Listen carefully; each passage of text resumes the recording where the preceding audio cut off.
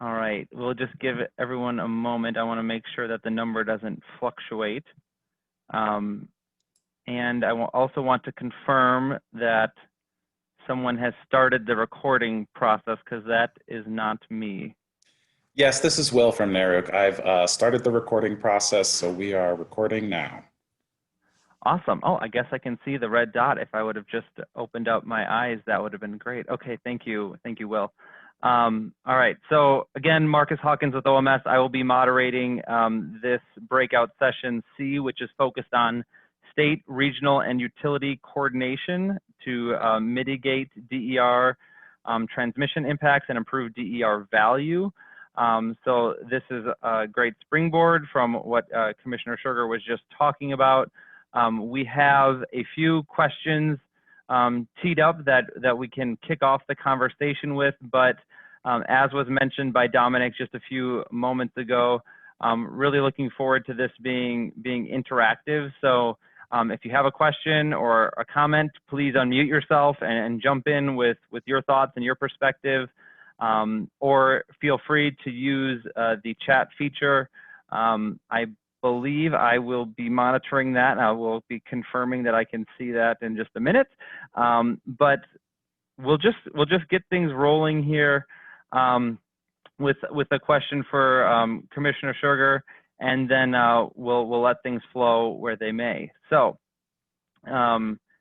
let's start off with one that's really near and dear to my heart, and I'll ask you, Commissioner, if you think utilities are in the best position to forecast and see the impacts of DERs on their total load and serve as like the point of coordination with the RTO, with MISO.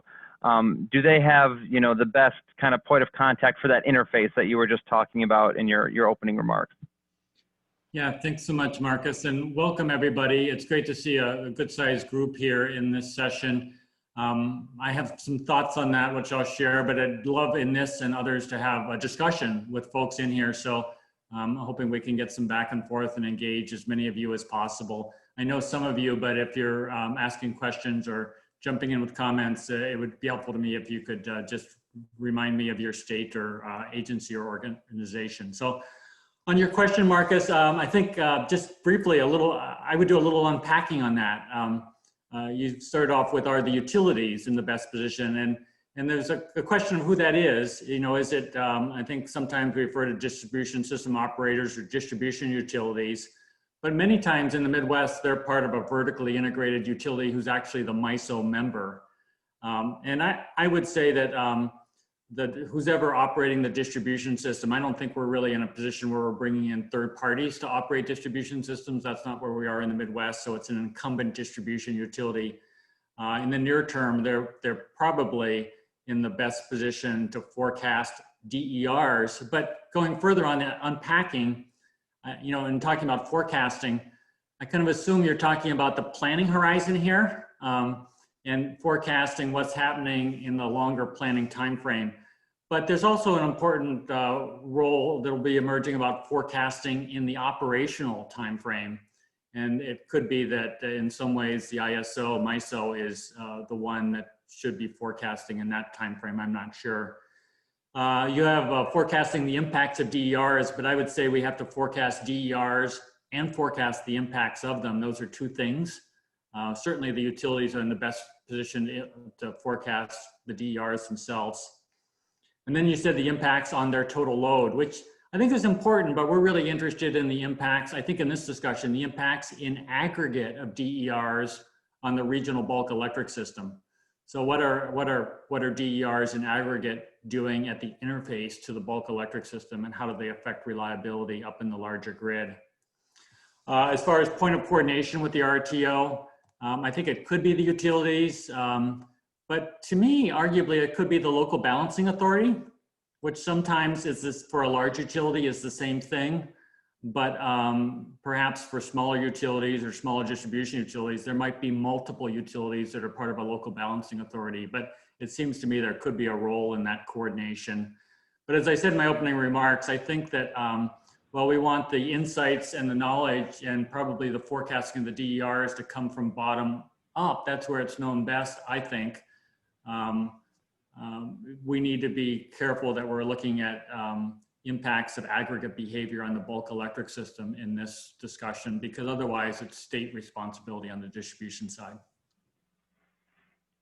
Thanks. That's a good reminder that the structure isn't the same everywhere in the MISO footprint. So that LBA comment is definitely a good one. In some parts, like you said, smaller utilities might not be the LBA, so there could be different roles with how those distribution utilities or the utilities interface with the RTO. Great. Any comments or thoughts from the audience on the rest of the group on that one? Oh, looks like we have one in the chat. And Tom, if you want to just unmute and ask, go right ahead if you want to do that.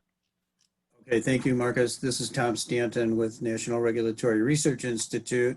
And I was sending a note to Marcus asking, how can anybody forecast the growth that is happening at the speed of innovation?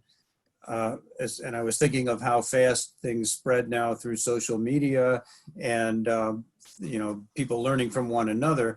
We're talking about businesses for DER that can change much, much faster than any 50-year utility asset. So it's a concern that I have in thinking about how are we going to make this planning get modernized to accommodate change that could happen so fast. Yeah, and just a quick response, if I may. You know, in Minnesota, we're using our integrated distribution plans in part to try to keep track of that. I don't disagree that it's still a challenge with the rate of change we're seeing, but in part we use our distribution plans, and we're focused, of course, at the Commission on making sure we understand what investments will be needed by our utilities in the distribution systems. But those forecasts that are being developed, and they're rudimentary right now, but that are being developed, I think can be helpful in trying to roll up and see what is happening throughout the regional footprint. And I recall, Tom, working on grid planning when large-scale wind came on the system 15 years ago. And there was a lot of initial kind of hemming and hawing that we can't plan for this because we don't know what's coming. And it was just, it was an unacceptable position to say, we have to wait until it's here to do something about it. It was unacceptable. We figured out ways to try to figure out whether it was taking trajectory through state policies or business models. And we're just developing those systems now. And of course, states are all at different paces here. So I recognize the challenge, but it's incumbent on us to figure out how to do it and do it as best we can and then improve it. And one example I know on the OMS side that we've thought about with that pace of change was thinking about how the state interconnection study for DERs might assume, you know, one use case at the beginning, but then as things evolve, like you said, DERs can change. They someone, you know, they can be amorphous and serve a different purpose in the future, potentially at the wholesale market. And they were studied under one, you know, context originally. You know, how does that adapt? And so that's something that coordination between the state, the utility, and the RTO, it might not be set for the 50-year life like a typical asset like you were referring to. Any other thoughts on that? Okay. Yep. This is Michelle. I just wanted to add 2 thoughts to that. One thing is in the Minnesota Integrated Distribution Plans, we include DER scenario analysis, and it's to push the utility to think beyond one forecast in case, as Tom was mentioning, the innovation moves faster than anticipated.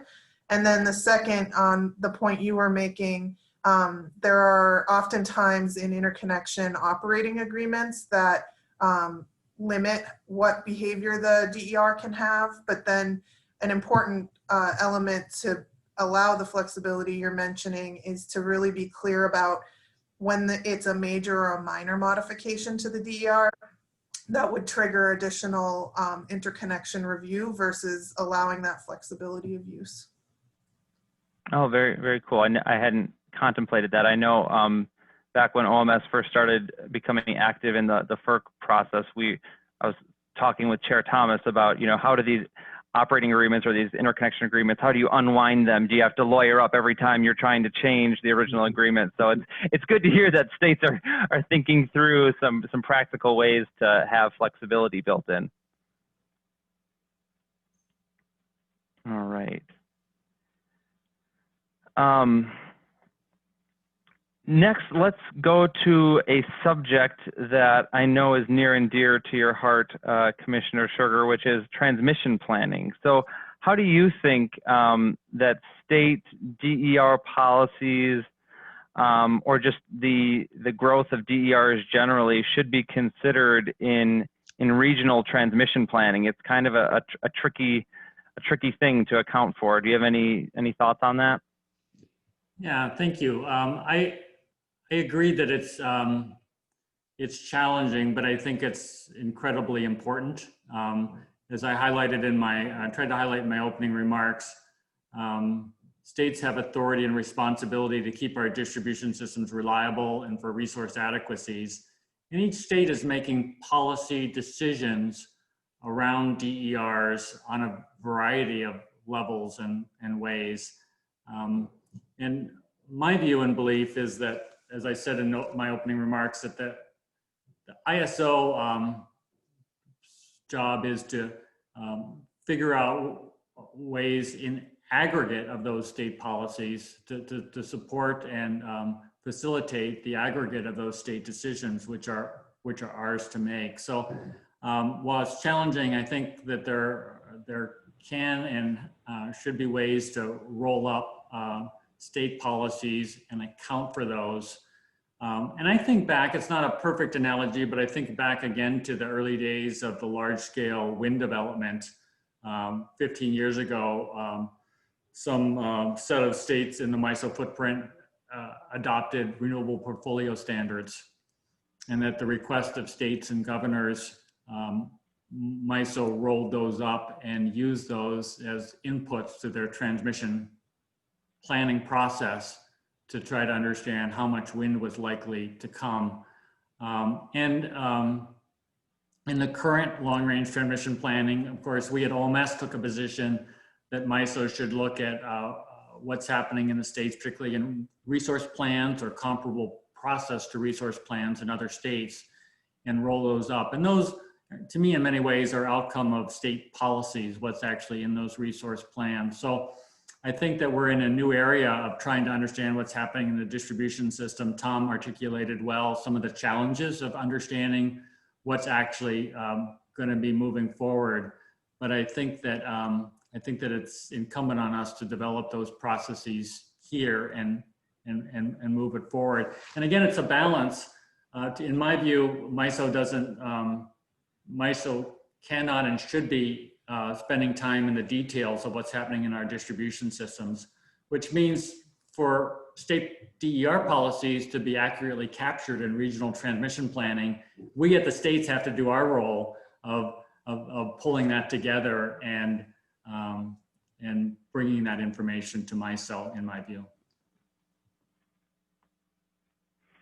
Great, that's interesting. I hadn't considered the indirect sort of planning piece with the resource adequacy side, accounting for the DER through the broader resource planning, and then that gets translated into the transmission planning process just through the normal course of business almost. So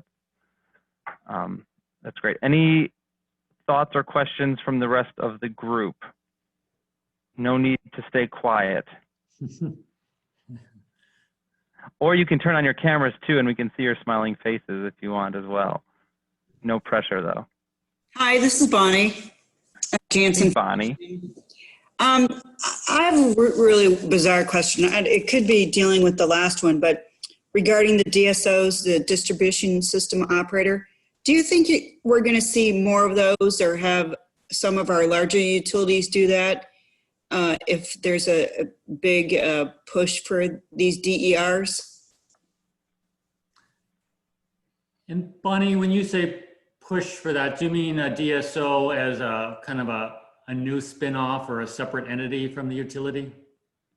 Yeah, I do. I don't see MISO coming in down to that, you know, the 13 kV lines and and I don't think the utilities are going to want to do that, but I'm just wondering, are we going to have, another step in this process if we're going to have a lot of DERs come onto the system?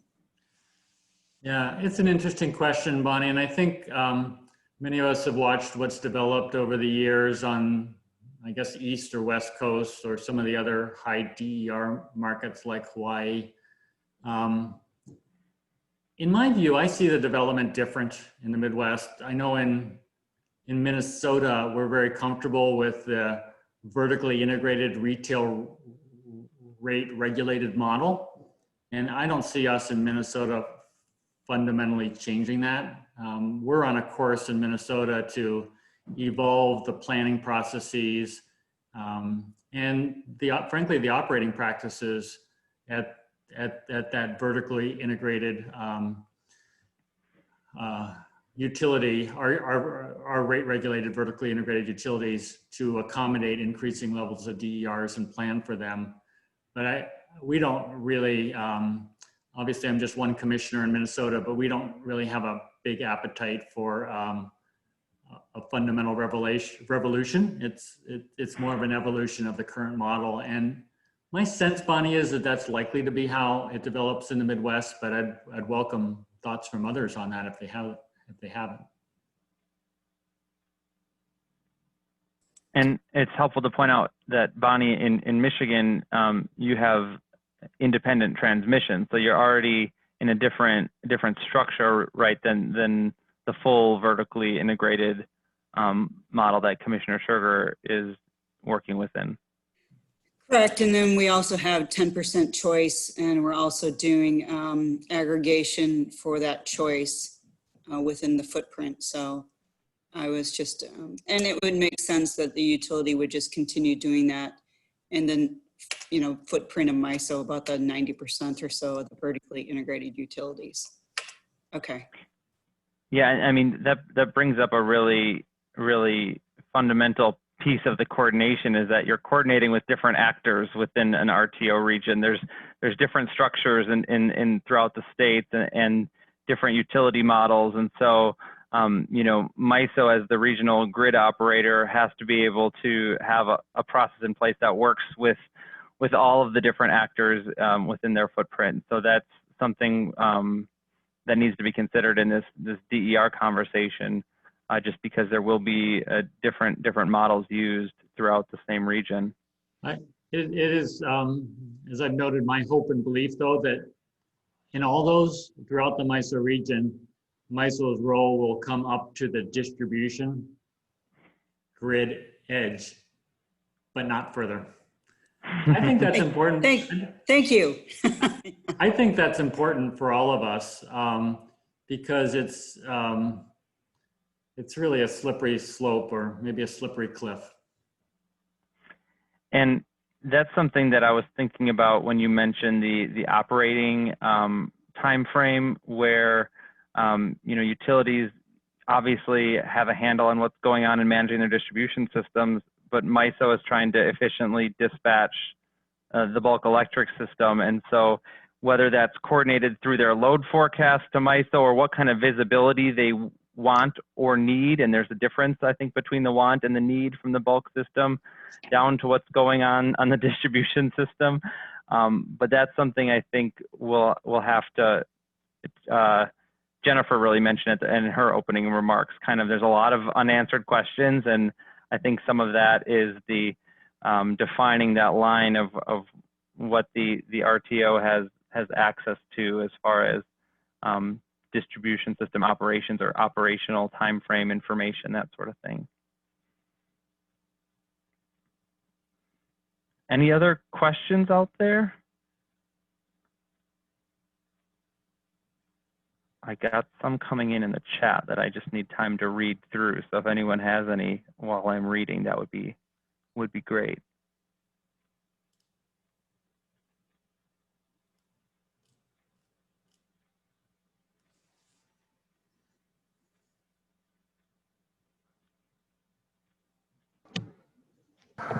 Marcus, I think I have a kind of question or something I'm thinking about on this related to what you were just saying, which is I think with these new orders, there's going to be more visibility for the RTO and ISO in terms of directly metering these wholesale market participants. But that's a meter on the distribution system that doesn't really know what the distribution system or the roads from that meter look like and what is needed.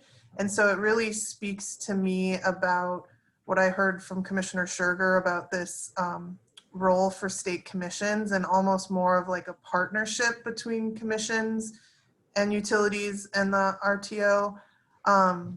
So I'm wondering, I don't mean to ask a question of my own commissioner, but if you wanted to speak to that idea of the partnership and like what we as states should be doing to prepare for that. Yeah, thank you, Michelle, for mentioning that. It is a really important point. I completely agree. It does need to be more of a partnership. And we obviously through OMS are very engaged in both the stakeholder process, but the governance at MISO. But on these particular issues, I would argue that we're more than just another stakeholder because of our state jurisdictional issues.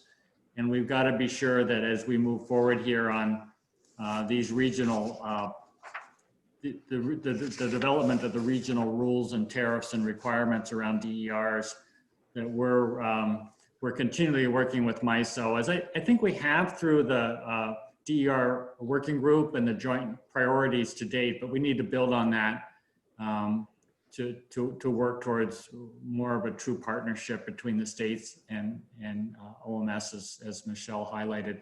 And particularly in the orders, the recent orders, the 841 and the 2222, there's a number of things in there that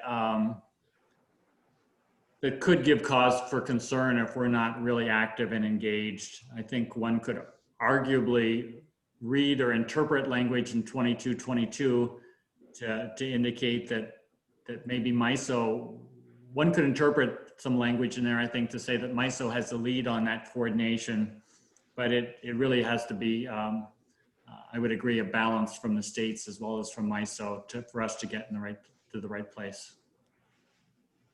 And hi, this is Bonnie again, and from Michigan with our ARCs, because we're not fully vertically integrated, working with MISO and the LSCs and the recent tariff filing that they did on that.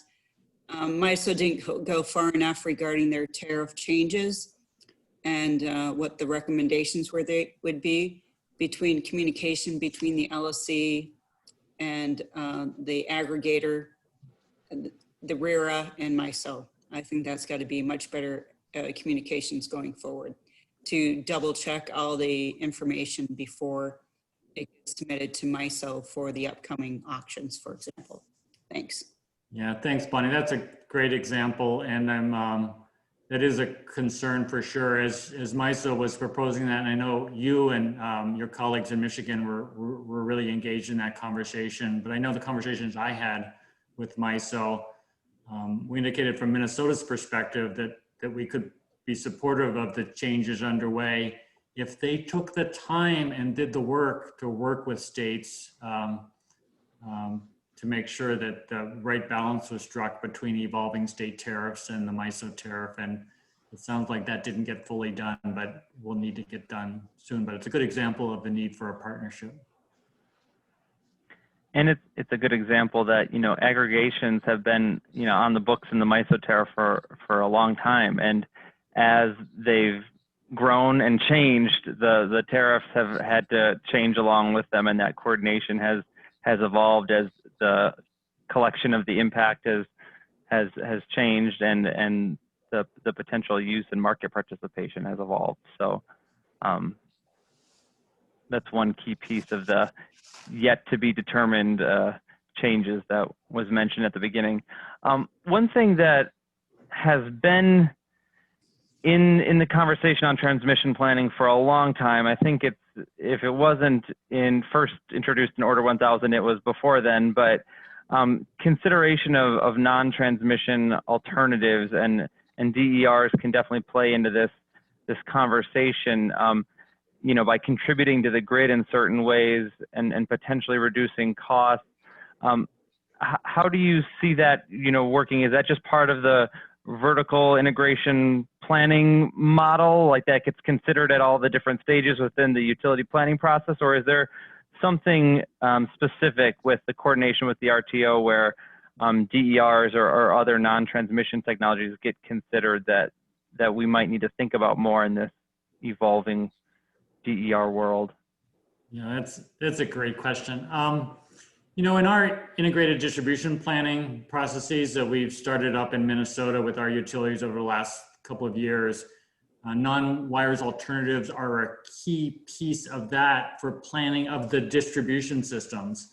And that's been a challenging process to really get up and running in a meaningful way. We've gotten it started on the level of the regional grid, the bulk electric system. To my understanding, non-wires alternatives were always to be considered, but we could argue whether they've really been meaningfully considered to date. And that needs to change at that level as well. And you know, we talked earlier in this breakout session about all the new technologies coming forward. And I think that there needs to be a reinvigorating and reassessing of those processes to get full and meaningful consideration of non-wires alternatives. I don't think we have it yet. Yeah, that's something an argument I've seen hashed out at a MISO stakeholder meeting or two, what meaningful opportunities look like and the amount of time to consider alternatives and things of that nature. And that's clearly a complicated one that has a few examples out there in the rest of the country that have been shown to be effective. But Hi, this is Bonnie again from Michigan. And I guess one other thing would be is working on the tariff language for non-transmission alternatives would be, could be potentially a good solution for that moving forward. Good. all right, we have about 5 minutes left. I want to make sure we get to the rest of the group's questions. Feel free to unmute or send something in through chat. Let's see. I have a question. Go ahead. In regard to the DERs and Can you introduce yourself first? oh, I'm sorry, Mike Ritzema from PSC of Wisconsin. Go ahead, Mike. Thanks. Okay. My question is, given that DERs basically require wired equipment that goes in both directions, and first of all, taking those at right at the customer level, and then aggregating those up through the distribution system. Has there been any history of there being that creating a problem, operational problem for the transmission system in that particular area? Yeah, I can start, Mike, with that. This is Matt Schuerger. I don't know if you're referring specifically to backflow up onto the regional grid, but there. My understanding of the distribution system isn't that detailed. I'm just throwing out there the question is, if the DERs are in such a volume that they may actually cause trouble for the lower rungs of the transmission system. Yeah, thanks. So I'll give you my understanding, both as a commissioner regulator, but also as a power systems engineer, is that we're at relatively low penetrations of DERs in the Midwest. Even in Minnesota, where we have over 1,000 megawatts of distributed solar in the distribution system, we are seeing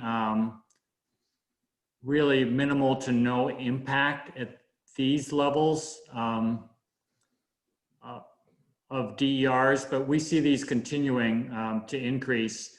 And we're close on some circuits right now to having backflow, flow of power. That means that the output of the distributed energy resources in aggregate on a distribution feeder or substation are more than the load in given hours on that feeder, so that it distributes back up into the transmission system.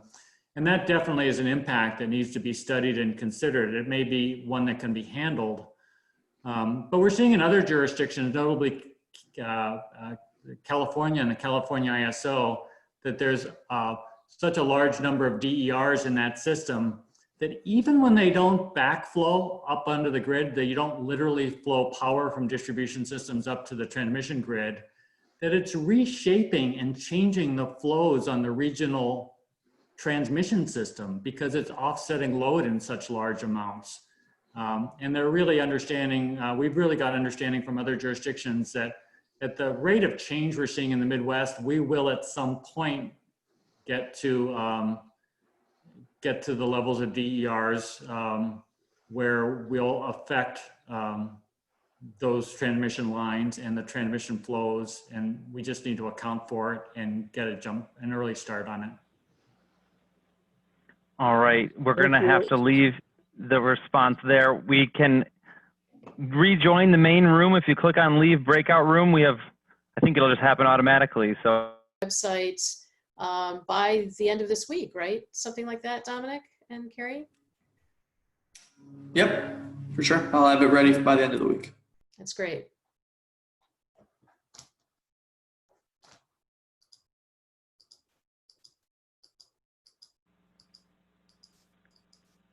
all right, well, I think that the best breakout session has rejoined the rest of you all. So I think, Lisa, you made some good closing remarks about resources being available after this. I missed the beginning of it. We were a little slow because our discussion was so in-depth and meaningful and engaging. It absolutely was. Want to thank everyone for their willingness to participate today, and hopefully hear more from all of you and the experts at the labs next week when the training kicks off. So thanks everyone, and have a great rest of your week. Thank you. Bye.